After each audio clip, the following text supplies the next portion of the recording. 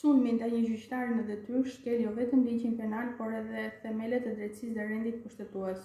Konteksti dhe pasojat e vrasjes së gjyqtarit Astrid Kalaja. Vrasja e gjyqtarit Astrid Kalaja më 6 tetor 2025 u zhvillua në një kontekst të tensionuar për sigurinë dhe pavarësinë e sistemit gjyqësor. Për vite me radhë vendi ka përballur sfida në luftën kundër krimit të organizuar, korrupsionit, ndikimit të grupeve kriminale mbi institucione të ndryshme shtetërore,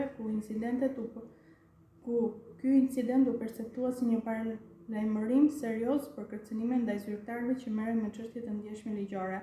Pasojat e ngjarjes janë të menjëhershme dhe të thella. Politikanët dhe institucionet e drejtësisë reaguan duke kërkuar rritjen e masave të sigurisë në gjykata dhe mbrojtjen e gjyqtarëve dhe prokurorëve. Ministria e Brendshme dhe Policia njoftuan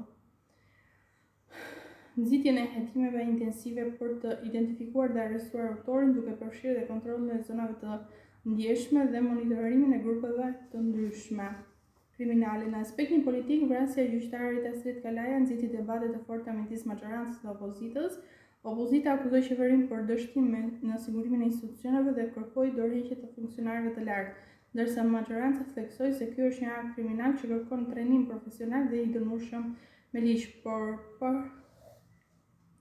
përzierje politike. Kjo situatë të rrit tensionet dhe bëri që diskutimet politike për sigurinë publike dhe drejtësinë të vendoseshin në qendër të debatit publik për disa ditë. Ngjarja pati gjithashtu një efekt psikologjik mbi gjyqtarët dhe punonësit të sistemit të drejtësisë. Shumë gjyqtarë shprehën shqetësimin për sigurinë personale dhe besimin e institucioneve, duke nxitur nevojën për masa parandaluese dhe mbrojtëse.